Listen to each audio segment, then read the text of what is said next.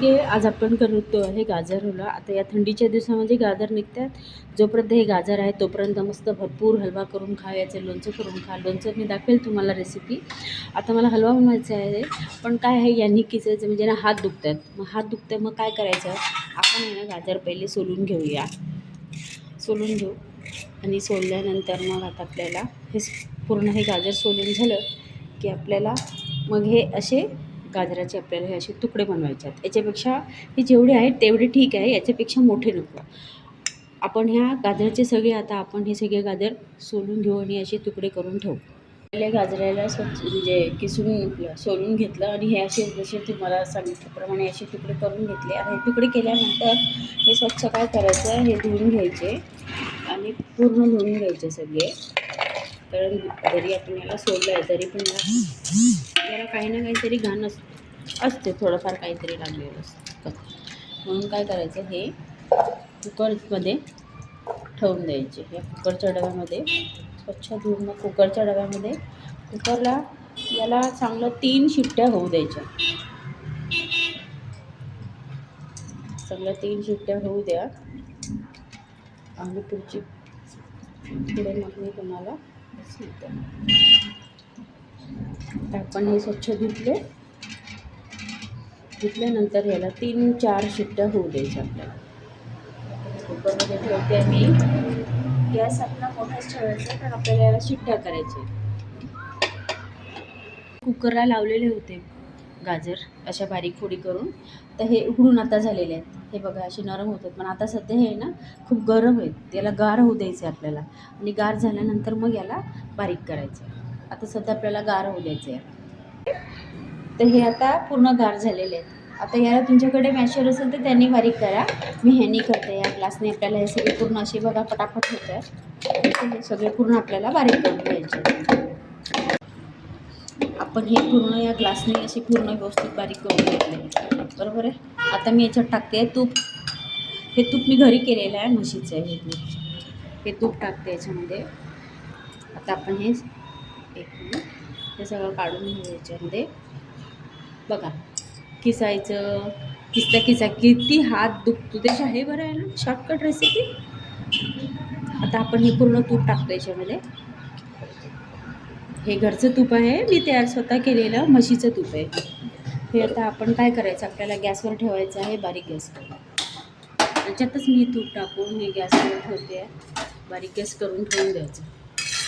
आता हे बारीक गॅस करून याला चांगलं होऊ द्यायचं. तूप पण ह्याच्यामध्ये मेल्ट होऊ जाईल तोपर्यंत होऊ द्यायचं याला असं जरा, आणि सारखं बघत राहायचं. आता सध्या तर मी जरा गॅस मोठा केलेला आहे कारण याच्यामध्ये हे तूप वितळायला पाहिजे. तूप एकदा वितळलं की मग बारीक गॅसवर याला होऊ द्यायचं. आपलं सारखं आपण याला पळी फिरत राहायची. बघितलं आपलं मी याच्यातलं आपण त्याला जे तूप टाकलं होतं ते पण याचं छान मेल्ट होऊन गेलं आहे. आणि हा आहे ना एकदम मस्त कोरडा झाला. याला कोरडं होऊ द्यायचं कारण आपण उकडताना या गाजरामध्ये पाणी टाकून उकळलेलं नाही ना, फक्त गाजर बारीक करून ठेवले होतं डब्यामध्ये. आता हे पूर्ण असं कोरडं झालं आहे. आता कोरडं झाल्यानंतर हे दूध घालते मी 1 ग्लास याच्यामध्ये. दूध घालते पूर्ण. आता हे दूधसुद्धा याच्यामध्ये होऊ द्यायचं आहे आपल्याला. हे पण असंच एकदम कोरडं होईल. एकदम कोरडं होऊ द्यायचं आता आपल्याला, होऊ द्यायचं याला. दूध टाकल्यानंतर पण आता याला आपल्याला अधेमध्ये बघत राहायचं आहे. तर काय आहे, दूध हे बघा किती टाकलं होतं मी, बऱ्यापैकी आता दूध हे आटलेलं आहे.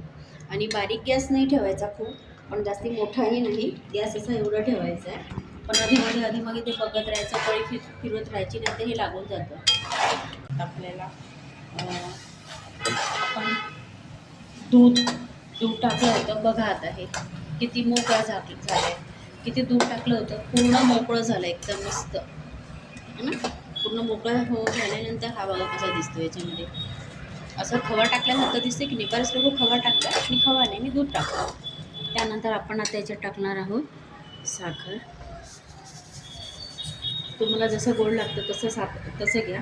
साखर टाकायची आहे. त्यानंतर आपण टाकायचे आहेत काजू आणि पिस्ता, चारोळी आणि वेलची पावडर. हे सगळं आपल्याला टाकून द्यायचं याच्यात. आता साखर टाकल्यानंतर याला पाणी सुटेल. तर आपण याला आता परत होऊ द्यायचा बारीक गॅसवर. अधेमध्ये याला पळी फिरवत राहायची, नाहीतर काय होईल, जळून जाईल. जोपर्यंत आता दूध टाकल्यानंतर तो कसा घट्ट असा आळला होता तसंच हे पण आळेल. याचा हा पाक आता पूर्ण हे होईल ना, याला पाक घट्ट झालं की मग आपला गाजर हलवा रेडी. आता हे जसं आपण साखर टाकलं त्याला पाक सुटला होता, म्हणजे जरा आसट होत होते. आता बघा जरा थोडंसं हा आळला आहे, म्हणजे आता आपला हा गाजर हलवा पूर्ण रेडी आहे खायला. आता आपण गॅस बंद करूया आणि मस्तपैकी असा हा वाटीत आता काढूया छानपैकी.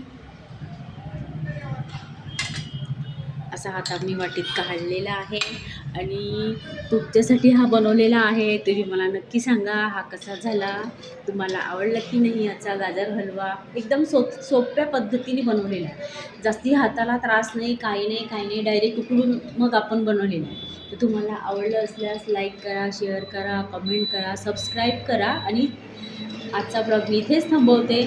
बाय.